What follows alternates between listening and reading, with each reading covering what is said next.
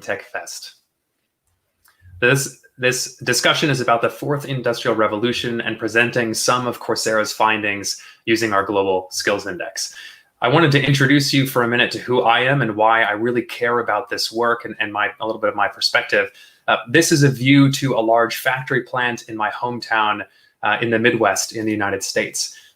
When I was growing up, and even before I was born, there was a vibrant manufacturing industry based in that town. This is an example of one of the former factory sites as it looks today. We had a number of manufacturing plants and jobs that left the region, and there was really a mandate to reskill and upskill the local population into work that they could still do there that was non-manufacturing related.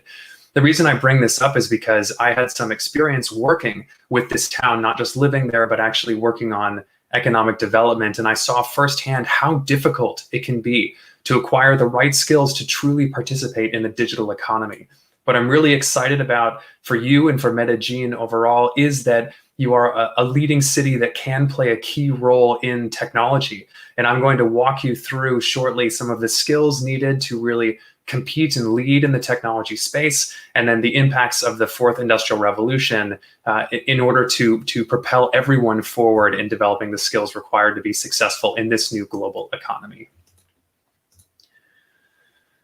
So as many of you know, the world is undergoing a massive change. This isn't just related to COVID, it's also related to how jobs are evolving. We see at Coursera that 42% of jobs are expected to have an entirely different skill set by 2022. The average shelf life of a skill is decreasing over time, and only a certain percentage of companies are really realizing their investments in technology because people don't know how to use those tools.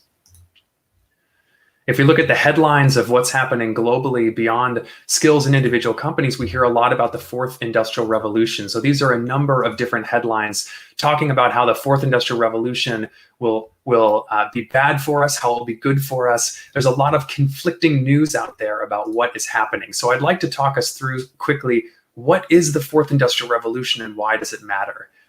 If there's a fourth industrial revolution, then that must mean that there were three prior. So let's walk through exactly what those were. And I'm going to simplify here, right? So the first was in the 1700s with the development of certain types of production, steam engines, mechanized weaving tools, etc.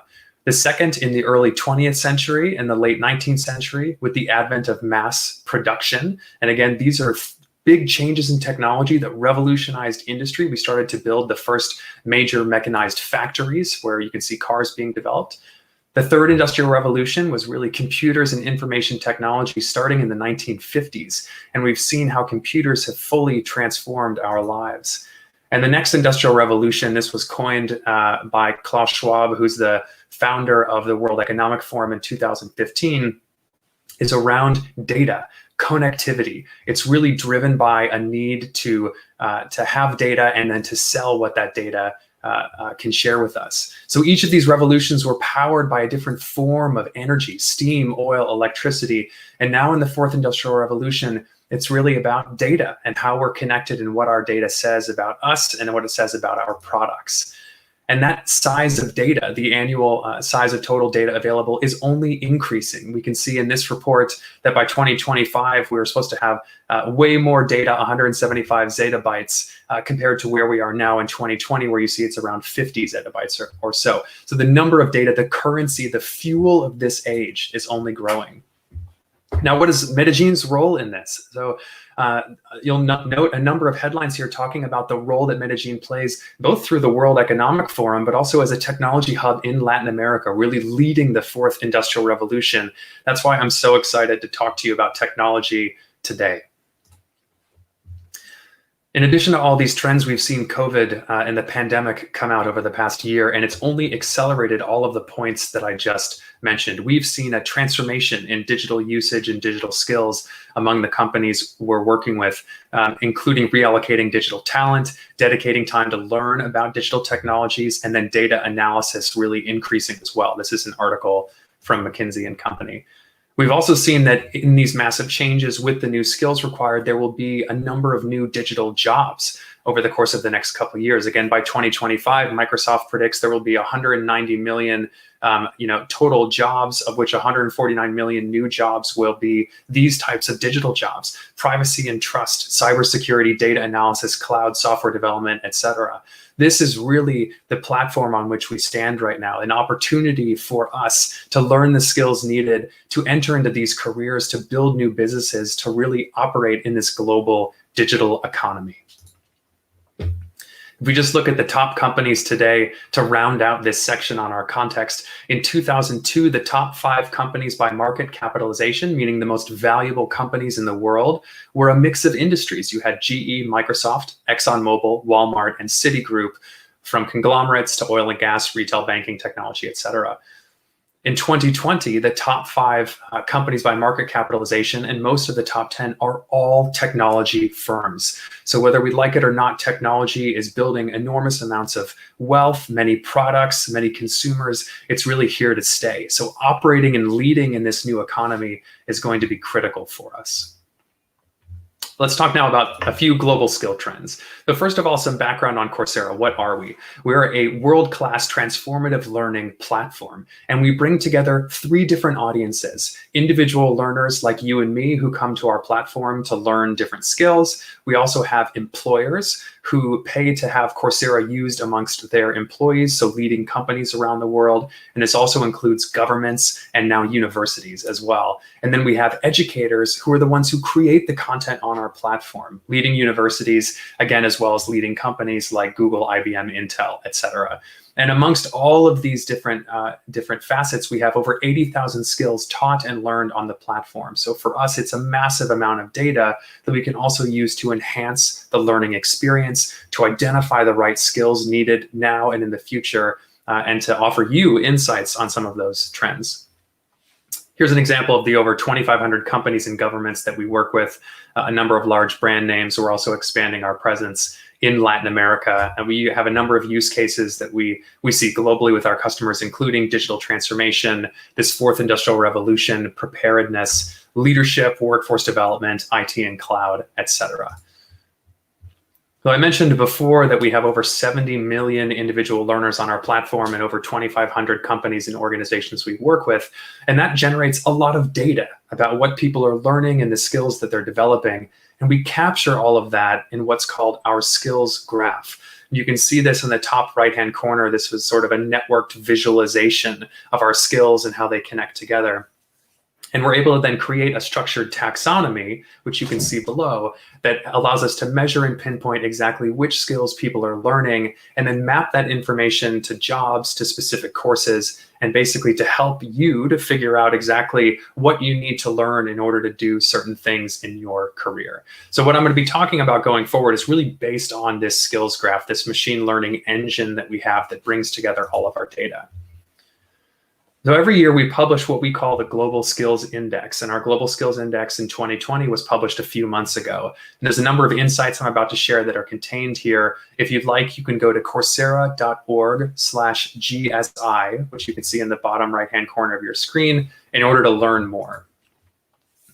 The Coursera Global Skills Index covers over 60 countries around the world, as you can see here, and measures them in terms of skill proficiency. That's based on data from learners who live in those countries. And so we can compare everything from Russia to Colombia to South Africa, Australia, and Canada. As you can see, these are the countries that are colored in, are the ones that we can compare around the world. So what are some macro trends that we're seeing? First of all is we're seeing that industry stock performance is roughly correlated with skill proficiency. What does this actually mean? In my conversations with a number of our different enterprise customers, what it means basically is that the more skills you have, the higher your skill proficiency, the better your talent is really, the better you're likely to do in the stock market overall. Now, this is often focused on technology companies who are doing significantly better these days than a number of other companies, and they have highly skilled people, but the same is true across industries. If you are building your skills across business, technology, and data science, which are the primary areas we see these days, then your company is just more likely to do better. From a country standpoint, this is also critical. So we've analyzed, as I mentioned, over 60 different countries. And what we found is a correlation of about 56% between labor force participation and skill proficiency. So what this means essentially is that countries with higher labor force participation rates are also those who happen to have higher skill proficiencies. And if we're thinking about helping to boost local and national economies, one of the ways to do that is to make sure that the workforce has the skills they need to participate in our new global digital economy. Additionally, countries both developing and developed that excel in critical skills have lower income inequality we've seen overall. This isn't true necessarily across the board. The correlation here is about 64%, as you can see. But really, again, it follows this path where we've seen that the higher the average skill proficiency, the less the income inequality as people have access to skills and education in order to advance in their careers. So what are the skills of tomorrow? I'd mentioned business, data science, and technology. These are the three most popular domains we see on Coursera. And really the skills in these buckets form the backbone of the fourth industrial revolution. Just one note technically here, we say computer science. We combine computer science at Coursera with information technology to create a more larger domain of technology. So when I say technology, what I'll be referring to going forward is a makeup of both computer science, and IT. And what are some of the specific skills, just to give you an example, we're seeing in these areas? Again, this is from our internal data showing the skills that people are developing based on the courses they are taking and the assessments that they're completing. So it's not just signing up for something, it's actually doing the work to acquire the skills in those courses, getting certificates, etc. The top skills you can see for business are Microsoft Excel, project management, leadership strategy, negotiation, etc. And you can see by the arrows some of the changes over time from 2019 to 2020. So not a lot of big movement here, but an increase in skills like negotiation and writing, more of those communication skills over the past year. In technology, we can see Python programming, algorithms, data structures, JavaScript, etc., with web, HTML, CSS, and IoT rising. So what that tells us a little bit is that web development and the number of people who need skills in web development is increasing. In data science, we see also Python programming at the top. It's an extremely popular, easy to use programming language for data tools as well as for technology and databases. That, along with a lot of AI and machine learning related skills, artificial neural networks, deep learning, TensorFlow, different types of regression are all things that have been increasing over time. We can see a decrease actually in general statistics and R programming in particular. The decrease in R programming is in part related to the popularity of Python. There's a little bit of branching happening there.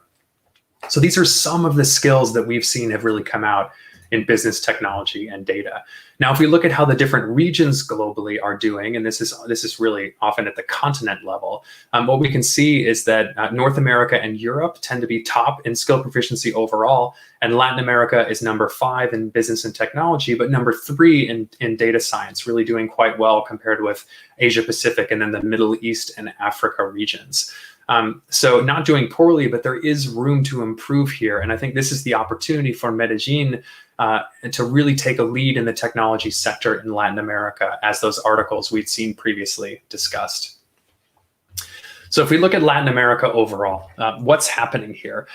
What we can see is that there's some lag happening in key skills. If we look at the notes at the bottom where we see skill level, and it says lagging and emerging, most of the countries that we've measured in the region are in the lagging or emerging categories. Now, there's a number of reasons why that might be, but I think what's important to note here is that overall, the skill level that we're seeing is not at that level of some of the cutting edge companies and economies, regions that we mentioned previously. And all this means for us, though, is it's a way for us to identify opportunities to grow in skills. So technology skills are something where we can really grow. Growing talent pools, as we've seen in Colombia and in Mexico in particular, are starting to receive more government attention and funding and more international attention.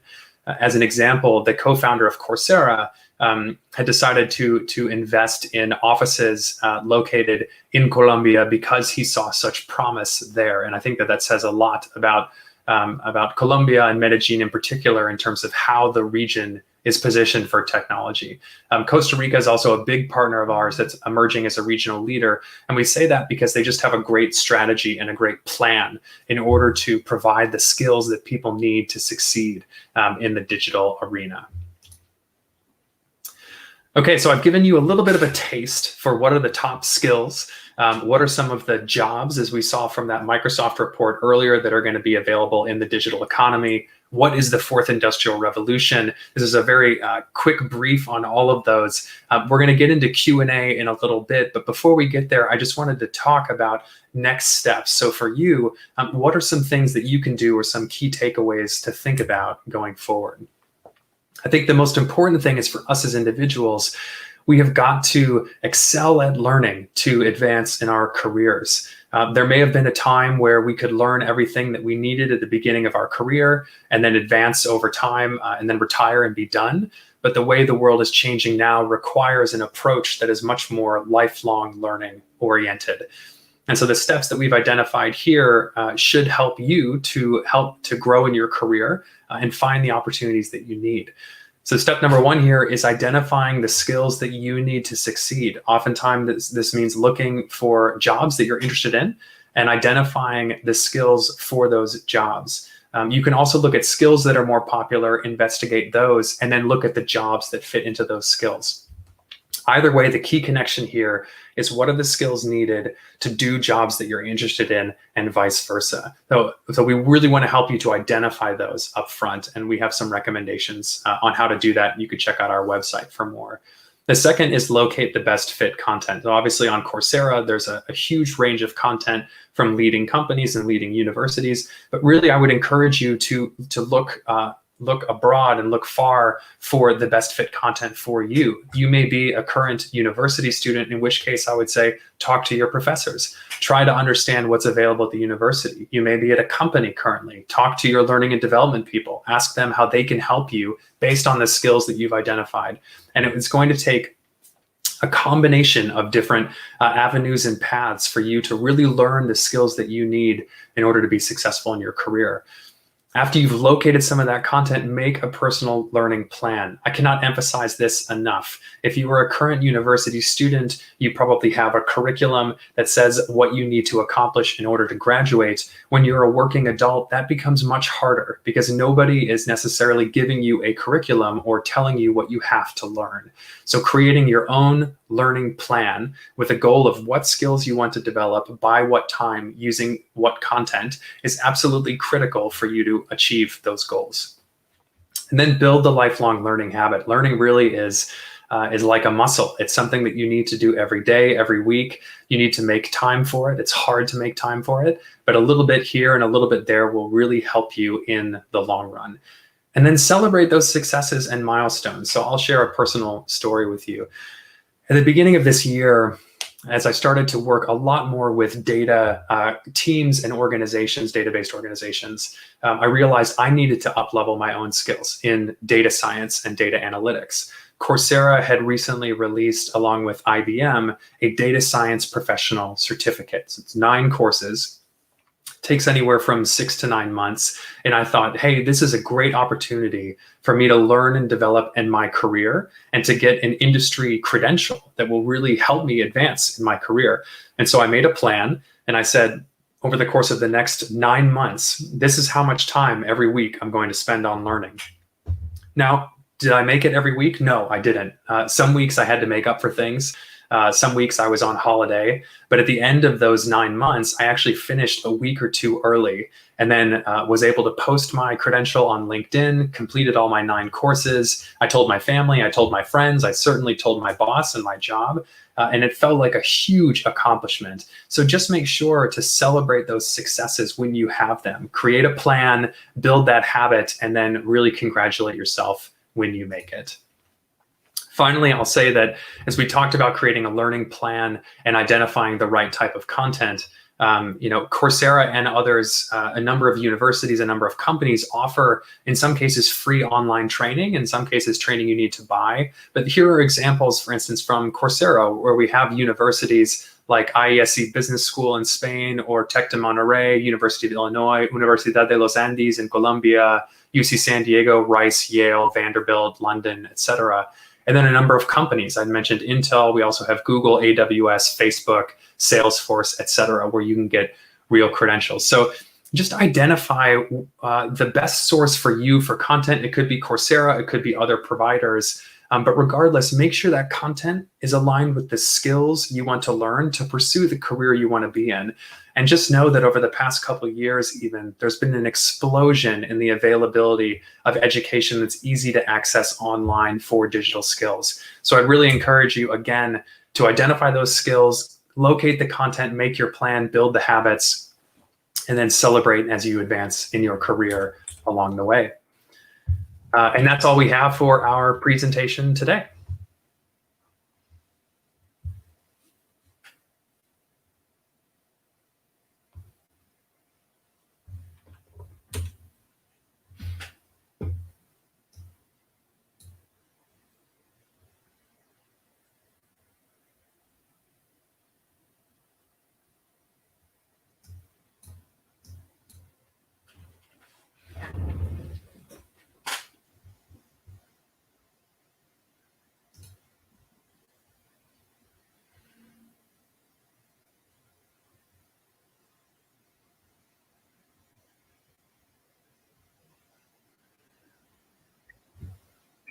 Okay, Kyle, you're done, okay? All right, thanks, Juan Jose. Hola, Ana. Hola. No los escucho. ¿No me escuchas? Can you hear me? Ah, I ya, can hear you. terminamos el ya. Tenía silenciado la tenía. Listo, Ana, entonces ya hacemos esta parte de las preguntas. Entonces, ¿cómo quiere que funcione? Que se vean los dos todo el tiempo para la sesión de preguntas. Pues yo creo que para el público es mejor así, ¿no? Listo, entonces yo me voy a salir, yo les doy el 5-4, me salgo y ya ustedes arrancan, ¿listo? Listo, pues entonces lo voy a avisar a Kyle. Dale, ok, perfecto. Entonces, so, we are going to be on the screen, the both of us, all the time. And Juan Jose is going to do the countdown, step up, step out, and then I'm going to say, hi, I'm very happy to be here. Hello, Kyle, whatever. And then I have some questions that we get a lot, and we will start talking. Okay, sounds good. Okay. Okay, listo, Juan. Listo, perfecto. Entonces yo ya me voy. Hasta luego, que estén bien. 5, 4. Thank you. I'm really happy to be here in this event in Medellin Tech Fest. I'm really happy to be talking to you, Kyle. I know Coursera has a lot of information that is useful for us to understand what things are happening around the world, what the skills are that we should be focusing on to become the city we want to be. So I'm really grateful that you are here. And I have some questions that we get a lot and that we have discussed in other spaces, and hopefully you can share some light in that. Sounds good. Okay. So this is one, I think, tough one, and is our professional careers no longer relevant in this day and age and with everything that is happening? Yeah, and Anna, so just to clarify by example, when we say professional careers, we're really talking about how someone might become like a doctor, for instance, and then be a doctor for the next 35 years. Is that right? Yes, and also the studying in the university, like for a 4 or 5 year period, the same subject or something like that. Yeah, I don't think that those careers are over, but I think that they're changing. And the example, for instance, that I just mentioned about being a doctor in the US, there's certain training that's required, and that's still a very traditional path where people do go to university for 8 years. and then they move into a program, and then there's a structured pathway beyond that. Most other careers, though, don't operate like that anymore. And we're seeing more and more companies globally who are less interested in people having the 4-year degree or the specific certificate, and more interested in them demonstrating the skills to do that specific job. I would say that universities play a critical role in this, however, where we've seen universities very successfully work with companies from around the world to be curious, to say, what are the skills that you need from our graduates for them to be successful in the next job? What universities tend to be really good at is creating what we call durable knowledge, which is a sort of lifelong knowledge, how to think, how to solve problems and things like that. And we're seeing that in careers now, we need to pair those two together and then continually learn and refresh over time. So what we may see in the future is, instead of people going to university for 4 years and then entering a professional career, as you've mentioned, you may go to university for several years, get a degree, move into a career, and then as you're going through your career, come back to the university for continued learning to help you advance as things change. So can I rephrase that? Like, maybe it's they are relevant and they are also changing, and that gives me a place to start to talking about like portfolios or ways to demonstrate your skill set beyond the title or the diploma the university gives you, or even the digital diplomas that you can get now. Because what we are seeing more and more, since skill is more valuable than the title itself, in many careers, we are not saying doctors. Maybe there are some careers that need some degree of deep learning, to say it in a way. You could build your portfolio and grow from there, always learning and always building your skill set and the way to prove your skill set. Yes, that's absolutely right.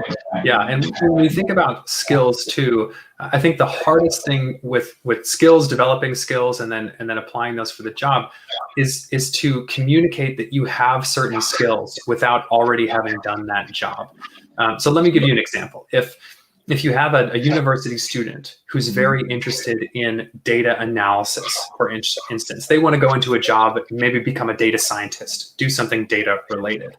And they've taken a number of classes relating to data, but they've taken other classes where they've done data associated projects, but the class isn't called that, or their degree isn't in data. It's very difficult for a company to know what they can actually do.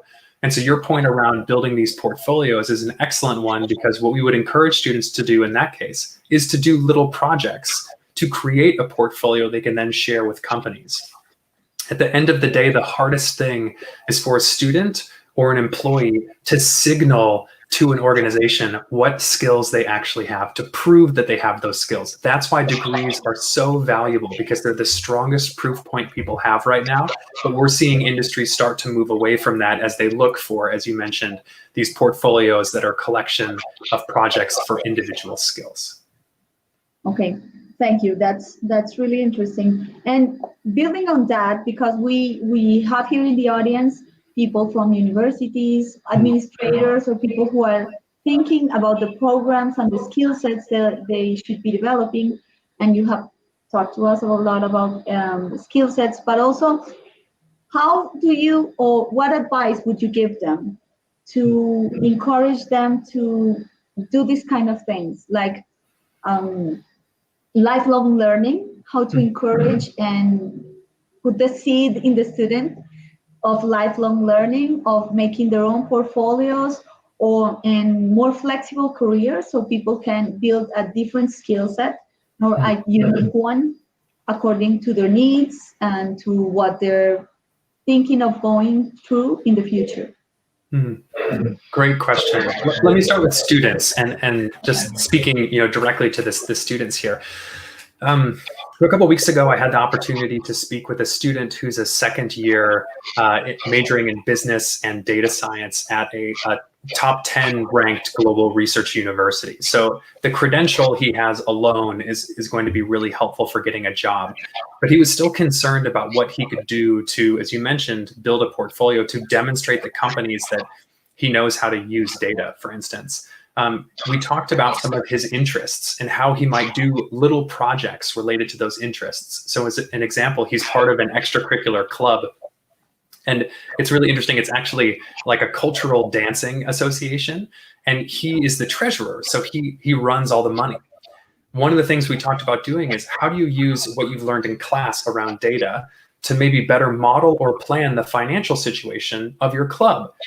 And then you could do a little write-up about that. And that's an example of a project that he could bring to a company. And so the thing that I would advise students is the way to start to build credentials. The way to start this process of lifelong learning is to look at the things that you enjoy doing and to think about, okay, how would I demonstrate certain skills that I want to build through this specific activity? And just take little steps. It doesn't have to be a huge semester-long project. It can just be that I created one chart or I made one table that helped improve how my club is operating, for instance, and then really build from there. So for students, I would say that's the thing where you can generate tangible projects related to what you enjoy doing, maybe to get a specific career.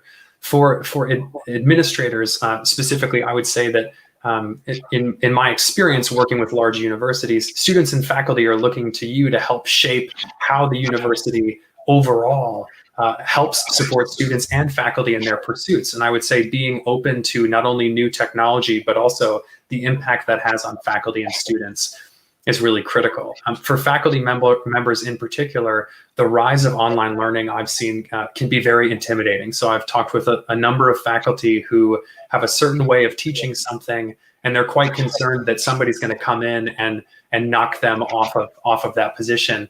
I know from Coursera's standpoint, we work with universities and professors around the world. That's not the intention at all. And I would say that it's really important for professors to just keep in mind, how can this help you? You know, what are the ways in which learning and acquiring credentials and being aligned with certain careers could really help you as a teacher, as a researcher, to do your job better as well. And so we look at online learning from Coursera, but at lifelong learning and this skill development as being very holistic for students to get them into careers, for faculty to help them in their current work and help them position students. And then for administrators whose job it is to create an ecosystem that allows students and faculty to really move in the career-related direction they want to. And now that you have mentioned the ecosystem, we in Medellin have like huge challenges, really good ones, I think so. We want to have 50,000 people study Fourth Revolution related topics in different kind of ways, like in different and small courses or long ones, 600 hours or 40 hours, in a variety of things. But how would you advise, or since you have seen it work in many countries, what would you advise for us, for the universities and for other kinds of people, how to attract people to these kinds of technology courses? Because there are some schools and some parts of the city that are naturally inclined to take this information and to take these courses. For instance, we had Coursera Workforce Recovery Initiative, and that was 15,000 people who at least enrolled in one course and 37,000 people interested. So it's a good number, but not enough for the size of the city of Medellin and for the goal we have. So do you have any advice on how to get people connected to want to come and learn all these things? That's such a great question. I shared previously, Anna, in the presentation about how Coursera really brings together three different players into this ecosystem. They're the individual learners, the employers, and then the educators. And I think the way to be effective is for Medellin to think about all facets of that triangle. So who are the individual learners and who's going to teach them? But without that employer connection, the skills developed don't really matter. There are some people who, as you've mentioned, they're going to learn anyways. So about 25% of the learners who come to Coursera are the kind of people who just want to read things, they want to see things, they want to, experience new things. But over 80% of the learners who come to our platform are doing it for their career, and the job connection is critical. So again, what I would advise is don't invest in training or development that is separate from the job opportunities that are available. It's up to, I think, leaders in that local ecosystem in Medellin to identify new jobs, potential jobs, growing companies, and say, what are the skills we need right now for success? And then that will start to build on itself to create a more naturally digital economy. Okay, I'm really glad you said that, because that's what we're doing, and we hope to keep building on. I would like to share with everyone that is here with us, because in the talks during the day, we will be discussing that. We will be talking to people who are in the careers right now doing the work, but also we will hear from big companies like Indra, like big ones who say this is the kind of skills we need. Mm-hmm. And we are also going to look into a research that has been already done on the profiles, the different skill sets, and the careers that are needed today and for the next 2 years. And at the end of the day, today, we will have a talk with companies, technology companies, telling us, all of us who will be connected, what are those skill sets, the soft skills that I like to call better critical skills, and the technical skills for people. So I think that's a good step. As you have shown us in the global skill set, there's a lot of work to do, but a lot of opportunities. And we are very glad to have this talk. I don't have any more questions. Is there anything else you would like to share with us? Maybe? I would just wish everyone all the best. I'm so excited for this conference and for the people who've tuned in. And the people who have tuned in so far are the ones who are really looking to get a lot out of this. And I would just encourage you all to identify the skills you need for the jobs that you want, and then look online to find those. Go to your local university to find the content that you need to develop those skills. There's so much out there these days that we didn't have even 5 years ago to help develop the right skills. So very excited for the city of Medellin and for everyone who's attended here, and wish everyone all the best. Okay, thank you. Thank you. So, one else. Sí, ya solo nos falta uno, la despedida. Listo, perfecto. Entonces, ¿cómo va a ser la despedida? ¿Él solo? ¿Tú vas a hablar con él o él se va a despedir solo? Los dos, o sea, la idea es que la presentadora, como ahí estábamos los dos, entonces nos despide, bueno, muchas gracias Ana, muchas gracias Kyle, Entonces yo ya digo, súper rico haber estado acá, chao Kyle, muchas gracias, hasta luego a todos, nos seguimos viendo durante el día, porque yo estoy en otras paneles y cosas durante el día. ¿Ya? Dale, perfecto, entonces vamos a hacer ese proceso. Le voy a recordar a Kyle eso, antes de que nos dé el 5, 4, 3, 2, 1. So, the presenter will say goodbye, thank you very much, and in whichever order you like, I can say thank you, Kyle, bye, I will see all of you during the day, and you say bye, and that's it. Sounds good. Okay, so Juan will do the countdown for us. Dale, Juan. Listo. 5, 4, 3. Entonces, muchas gracias a todos. Thank you, Kyle. It was great talking to you and meeting you. A todos ustedes, pues, muchas gracias por estar acá. Esperamos que disfruten mucho, que hayan disfrutado mucho de los días que van, y nos seguimos viendo durante el día. Muchas gracias por este espacio. My pleasure. Gracias a todos. Sí. Listo, perfecto. We're done. All right.